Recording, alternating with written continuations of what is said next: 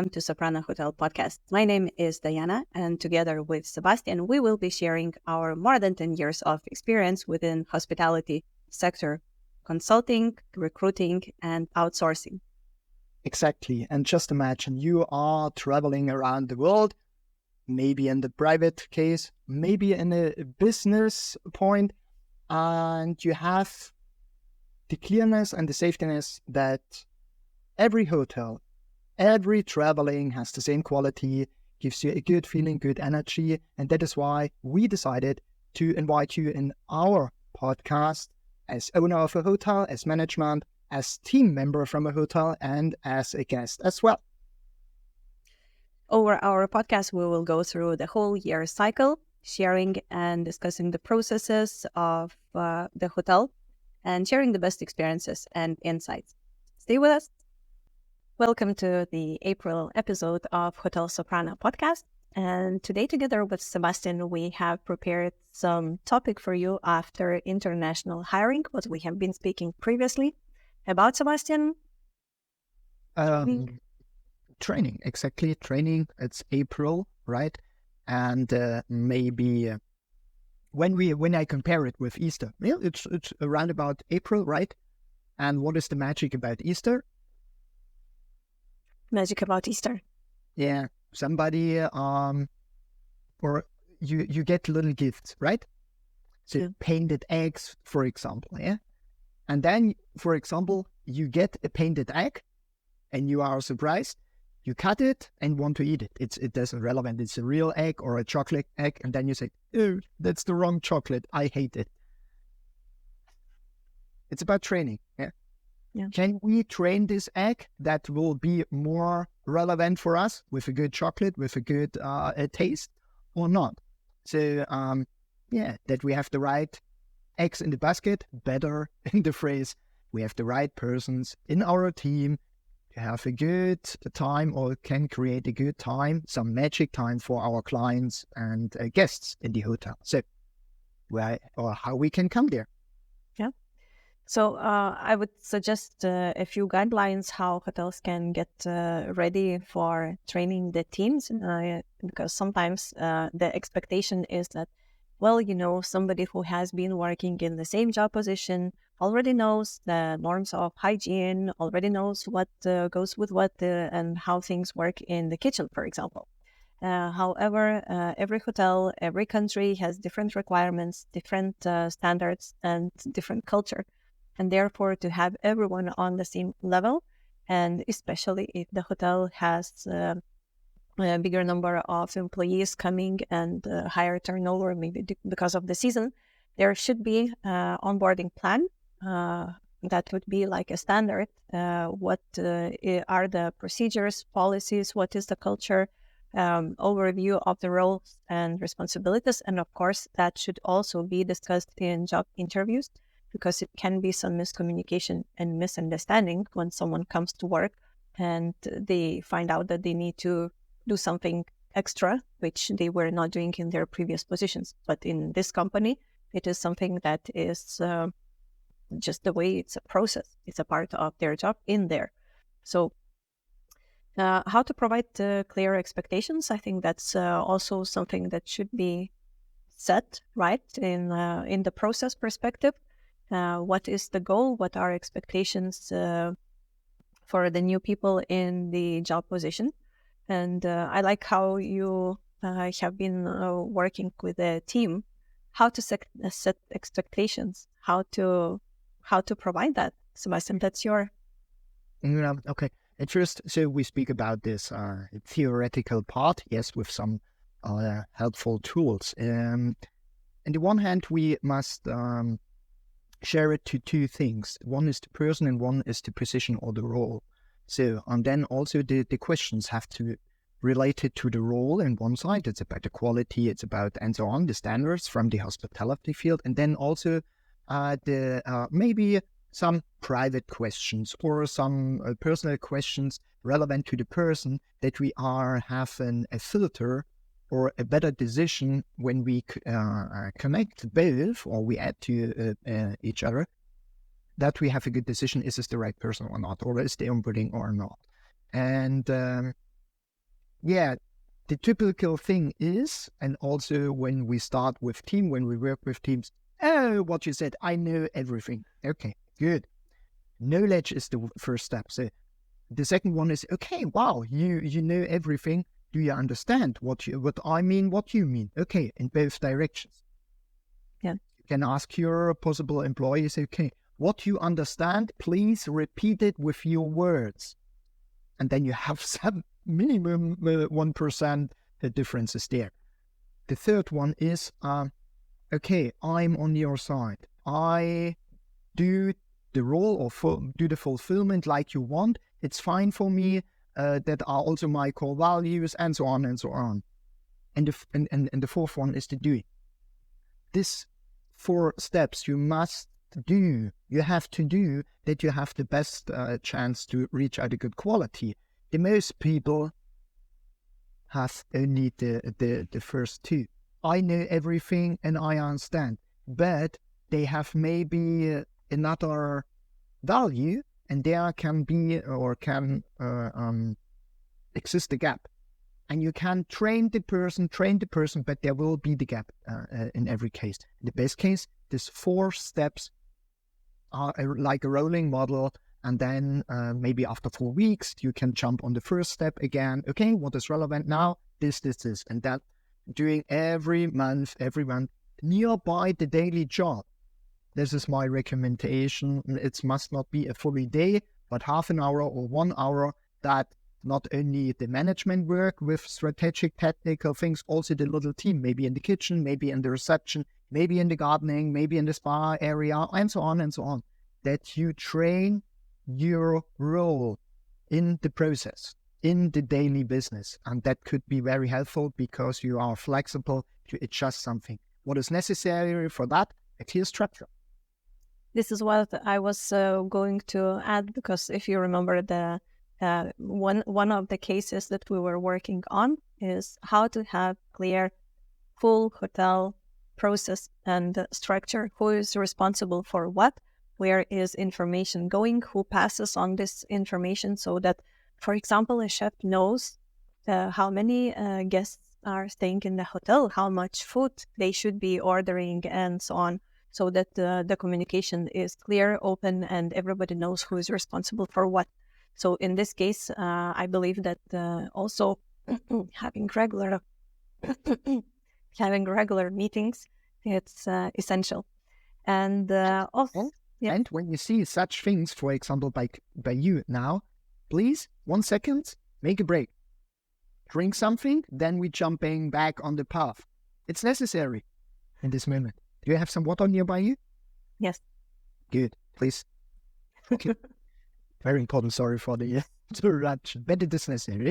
It's very good when you see as a leader, as a team manager, this somebody has a problem in this moment and cannot follow the path to 100%. So make a short break, only 2 seconds, drink some water, and then going further. So please. Thank you. So, all right.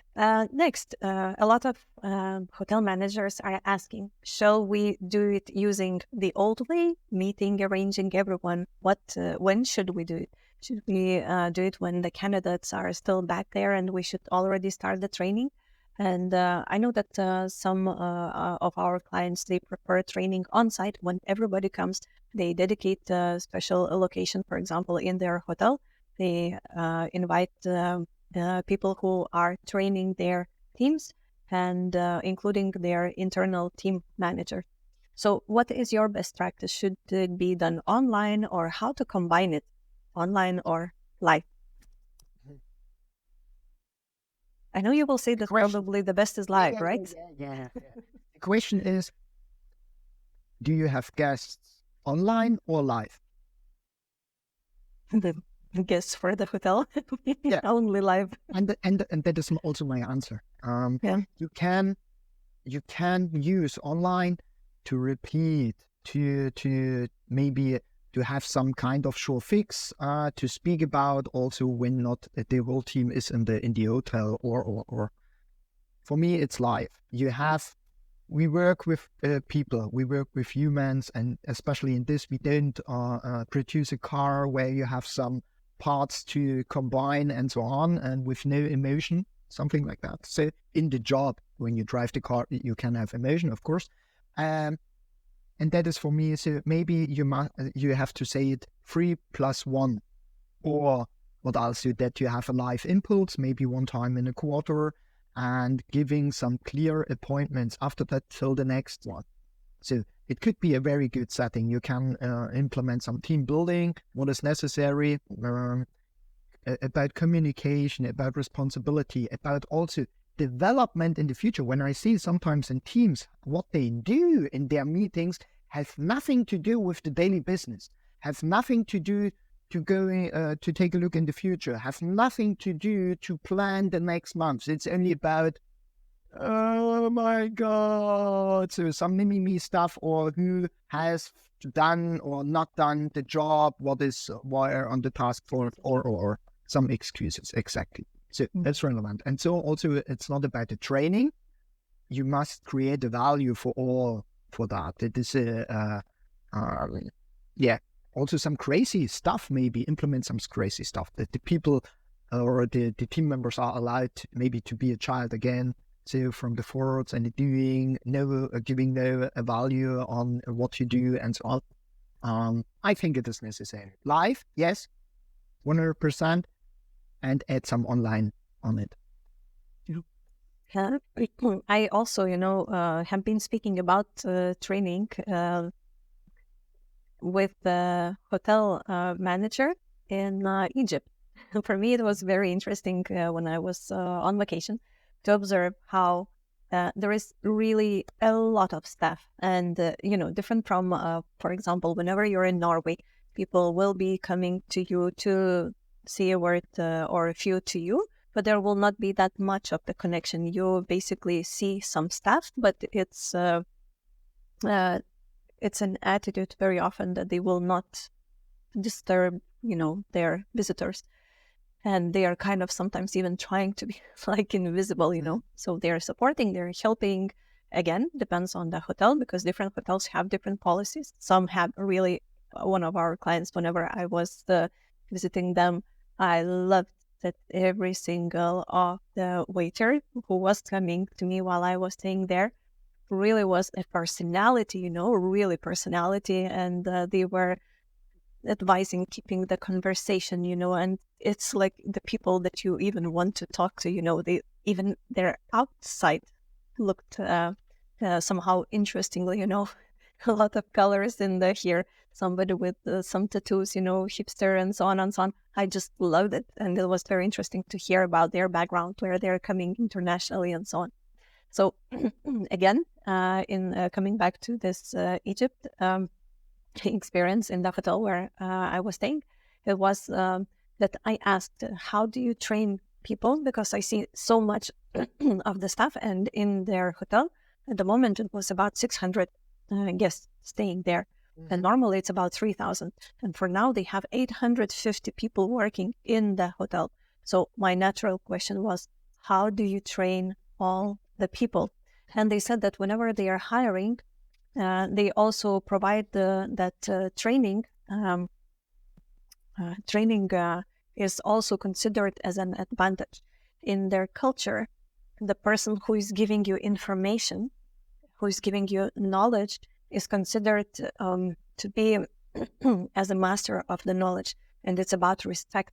So this is something also cultural. But in the same, I think whenever we see somebody who we can learn from, we see them a bit as maybe not that higher, but someone that we can go to whenever we have questions, someone who can help us and who can help us to develop and become better at what we do. So I think this is a very great value. Just sometimes it's not enough of importance how we communicate this learning as a value. Yeah, exactly. And it's about, again, in by the person, the employee, the possible employee, the entrepreneur, hotel owner, management, or team leader. It's about the ego. So sometimes, yes. I am able, or when somebody comes to me and said, "Oh, I give you a feedback constructive feedback. It's not critic.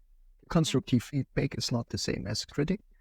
But the most people see it at the beginning minimum when they have no relationship to the persons or how I am open, what is my inner attitude and so on. It's like, okay, what is in for me? What I learn now? Okay, it feels maybe not so good at the moment, but what I learn. And sometimes I think so maybe in the South Europe, the people are more open. Because why? They have better weather, point. So I say it from Germany side on. And they have more sun. And that is relevant also or relevant to my comfortable feeling and so on and so on. When you're coming in the north, it's more darker, it's more colder. And so maybe it's also relevant to the attitude a little bit. But can be also helpful when you don't jump directly in this openness and, oh, we are best friends and so on and so on. It's belonging to your guests, what your guests want to have. People who drive to Africa or travel to Africa, fly to Africa, maybe they are not the same persons in general who make a travel on to Alaska, for example, or to other cultures. So, and it is relevant to that. So, and the best case is that you're matching as a triangle from the management side, from the team member side, and also from the team leaders. That you have this good triangle, the same kind of communication. In the best case, the same kind of humor, right? I don't know if everybody on the world understands sarcasm like this or ironic phrases and so on. I celebrate this stuff. Yeah. So when you're coming in a room and you have, for example, in a hotel, a good concierge, he has a little joke on the lips or I celebrate this, but you can't do it with everybody on the same time. Yeah. And this depends on the hotel. And this depends on the hotel policy a lot. And the attitude of, what kind of guests we have and how much we allow to how communicate, the style, the tone of it. And this depends a lot.